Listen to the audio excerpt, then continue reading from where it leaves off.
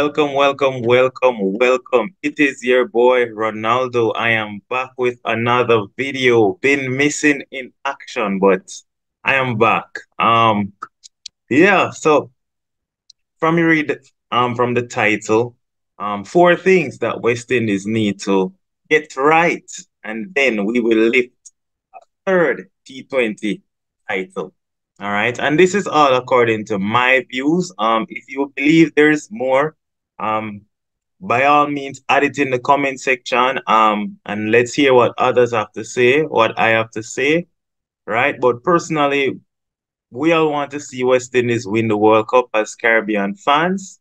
And these are the four things that I definitely think that we need to work on. And we'll be the first team to lift the T20 World Cup at home if we do get it right. And the first thing, number one, is our power play bowling. Our power play bowling is horrendous at this moment. So I just focus on the last three T20 series. I disregard the South Africa series last year because it is outside of Caribbean conditions, and also it's too far away. It's just too far away, right? So I'm looking at our last three T20 series. We had one against India in 2023 summer, right here in the Caribbean. And I want to look at the power play bowling, right? So the first T20, we were batting first in Trinidad and we were 54 for 2 in 6 overs. India was then 45 for 2. We went on to win that game by a little bit of runs, by about 9 or 10 runs or something like that, right? We won the first T20. It was a nail biter, very close. Excellent death bowling by McCoy and Romario Shepherd. The second T20, we were 64 for 3 in the power play. India 34 for 2. Again, it was Obed McCoy and Akil Hussain both picking up a wicket. And they were the two bowlers, Obed and Akil, who did the damage in the first three T20s in terms of picking up a wicket apiece. Ensure, of course, and Alzari Joseph as well. He was okay in the power play in this series. All right. So if you look at the power play in the India series, they were slightly okay in terms of our bowling. We're gonna get to the batting in a bit. We're focusing on the Indians, right? Notice for two, for two, for two, for two, and the 66 without loss. Notice we won the first game, we won the second game, we won the third game. That's how we won the series 3-2. Look at the two games that we lost. India were 60 for 2, too much in the first 6 overs, 66 without loss, too much in the first 6 overs. Right. So oftentimes we tend to lose the game in the first six. You cannot win the game in the first 6 overs, but you surely can lose it in the first 6 overs. And our power play bowling hasn't been so good. McCoy was very good in the first three T20s. Then he lost his way in the fourth, and then he was dropped for the fifth T20. And then, of course, since then, McCoy out of it, but dropped for England. And quite rightly so, after a poor CPL performance after that India T20 series. And of course, McCoy was the one who was allowing us to restrict teams for 30 odd and 40 odd for 2. Now without McCoy, our bowling now looked a bit samey with Russell, Shepherd, Holder for the England T20 series. And then look how England clobbered us. All of these games, 77 without loss. That's way too much for 6 overs. 51 for 1, 73 without loss, 67 without loss, 50 for 2. So out of 5 matches, we only took 3 wickets in the power play, and only like 2 games we were able to keep them below a run rate of 9. That is poor. That is pathetic. Right? So our power play bowling here, awful. And if we go to the Australia series, this is, of course, it's outside Caribbean conditions, but 77 without loss. Australia made 200 and odd, 58 for 2. Australia made 240, 61 without loss. Yes, we won the third T20. And again, it was the brilliance of Ruston Chase and Andre Russell combined. So again, we got to work on our power play bowling. We got to work on our power play bowling. And one of the reasons why we're doing so poorly is because our bowling attack is too samey, whether it's Holder taking the new ball, Shepherd, Russell, three medium pacers, Akilo saying, not all the time your spinner got a bowl in the power play, right? Sometimes you need a genuine fast bowler, right, in the power play to do some damage. You might even need two genuine fast bowlers. Of course, what are our options? All right, so starting from right to left on the screen, we have Sheldon Cottrell. This man, very good in the Caribbean, takes a lot of wickets in the power play. That's the upside to Cottrell. However, the downside to him is usually very expensive, and also he cannot bowl well in the death overs. Can we take a risk and bring in Cottrell for the T20 World Cup? I don't know. What's your thoughts? Shamar Joseph, excellent in the Test series against Australia, excellent against South Africa A. He's just had a phenomenal run. Brilliant youngster, so much potential, very fit, can bowl extremely quick. Um, he's excellent, but we haven't seen enough of him in terms of bowling in T20 cricket and taking the new ball. But he could be an X factor bowler, right? So why not Shamar Joseph? Um, Obed McCoy. We saw what Obed did against India when he was on form. India basically couldn't get away in the power play due to Obed's brilliance with Akil Hussain combined. It's always good to have a left arm seamer who has all the variations and he can come back and bowl in the back end. But Obed's issue is he seems to not be fully fit most of the time. Can we get Obed into full flow before the T20 World Cup? That would be excellent. Matthew Ford. Matthew Ford, I've been watching this guy take lots of wickets in CPL. He's doing fairly well in BPL right now with the new ball. Um, However, when the conditions are not conducive to swing bowling, here is downside now. Matthew Ford tends to struggle. He tends to struggle when it's a good batting surface. As we saw in the third T20 against England or the fourth T20, he went for like what 50 odd runs in his debut, and that's his only T20 game. So Matthew Ford got to work on that. These are just some options. And still remember, we have guys like O'Shane Thomas. He's not in the playing 11, but he's in the squad. Can O'Shane be that new ball bowler that we need? I don't know. But I mean, tell me some more options you think we can explore. Other guys on the top of our heads that we're saying, hey, there's a possibility this guy can come back into the forum. Dominic Drakes as well. Don't want to leave him out there. Dominic Drakes, he's doing fairly well. Raymond Reefer is in the BPL. I'm not gonna just throw in some random names, but Raymond Reefer has been in the BPL. Kyle Mayers this morning took 3 for 12.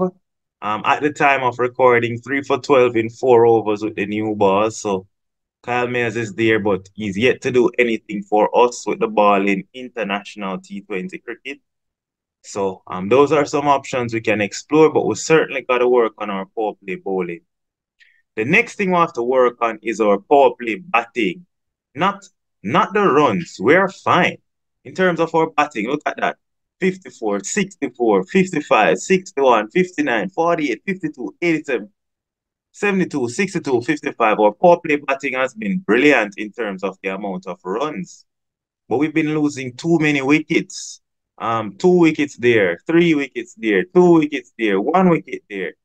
Look at this. So we've lost 5, 7, 8 wickets in the power play versus India. India lost 8.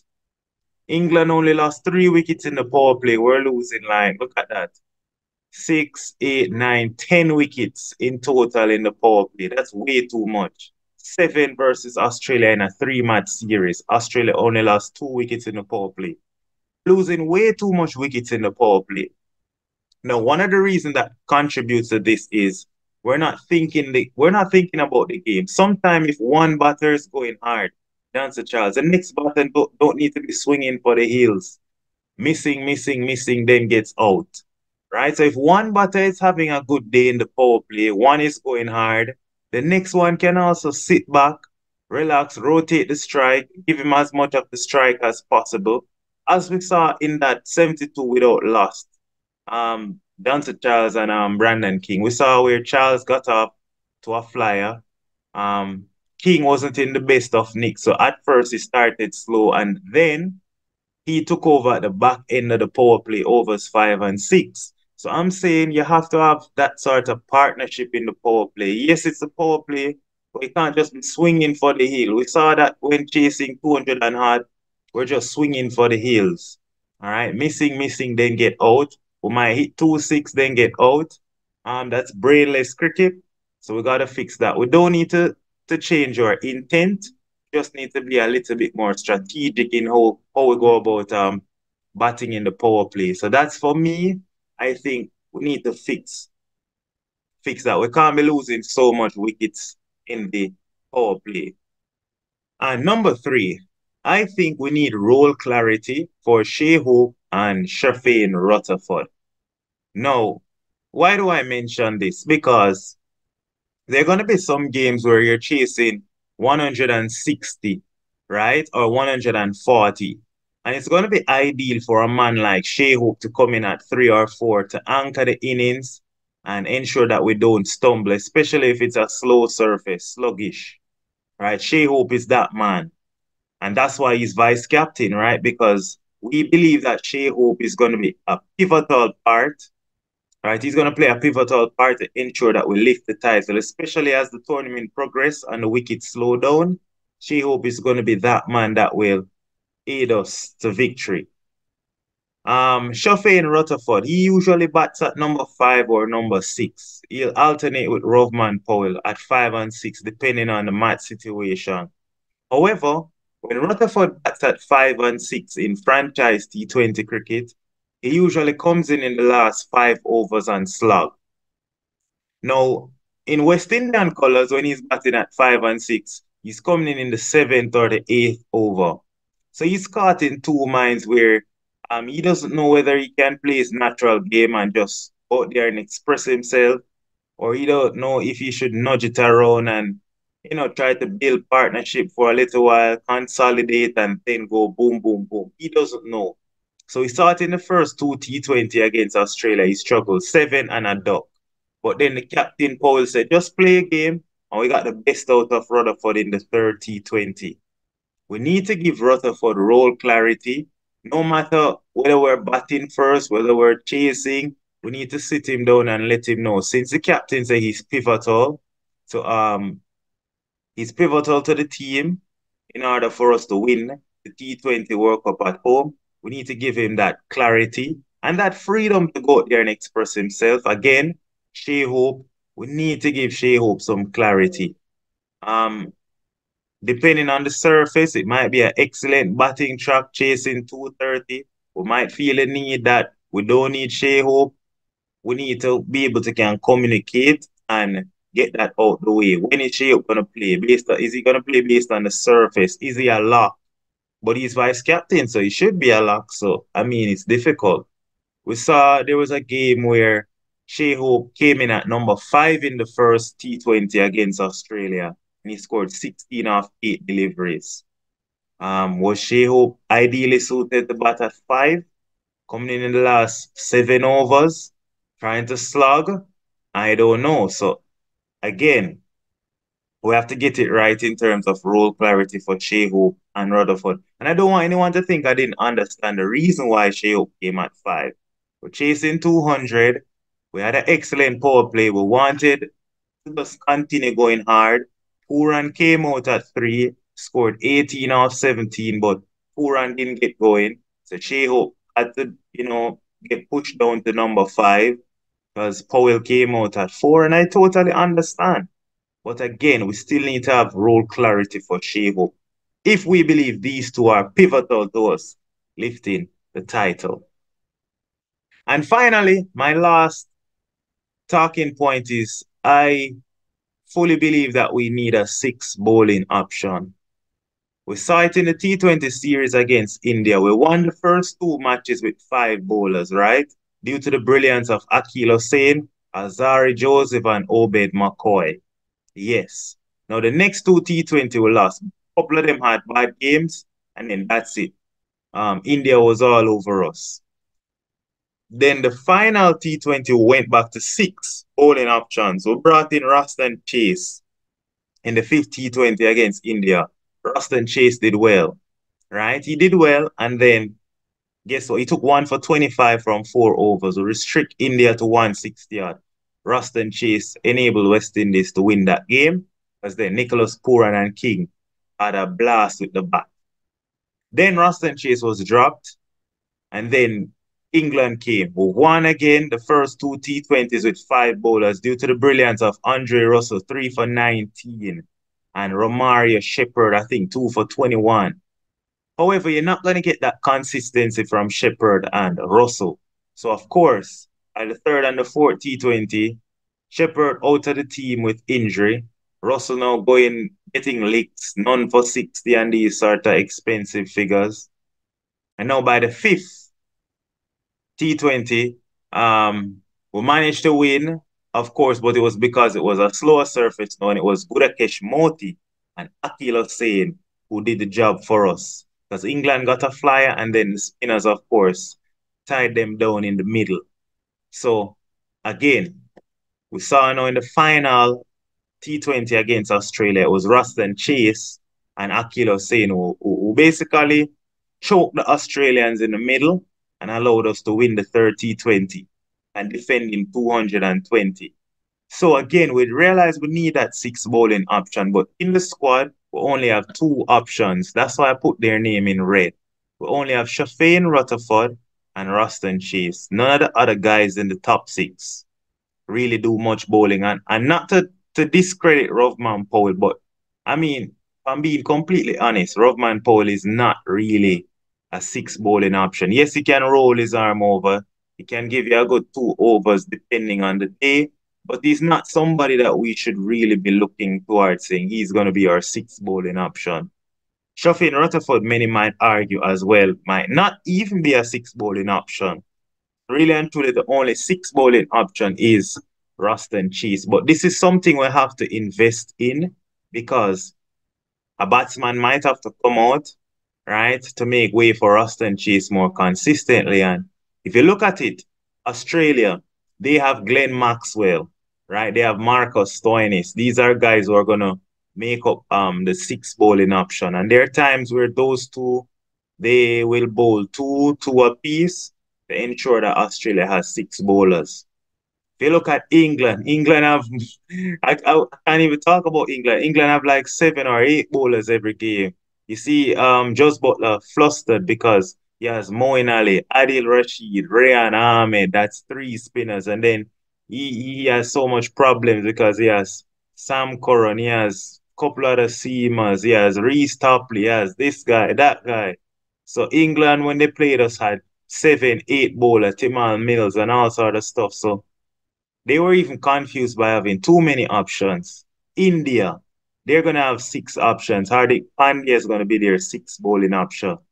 So again, what am I saying? Every top team has 6 bowlers in the team, or 6 bowling options. You don't need all 6 on the day, but it's good to have a 6 bowling option. So I think once we have our 6 bowling option, it eases pressure off the likes of Russell, Cole, and Shepherd. And if any one of them is going to have a bad day, they don't have to bowl their full quota of 4 overs. So I think once we fix those 4 things, West Indies, we shall lift the T20 World Cup. We're looking in good stead with the bat. We're going to have a cup. Well, we basically already assembled our full team. We just have maybe 1 or 2 changes we can see for the World Cup. I can't see too many changes, maybe 2 or 3 at most. And I think we certainly have the team to lift the T20 World Cup at home. And we definitely can be the first team to win 3 titles. So let's rally, rally, rally around the West Indies. Thank you for tuning in. Thank you for watching this one. Have a blessed day.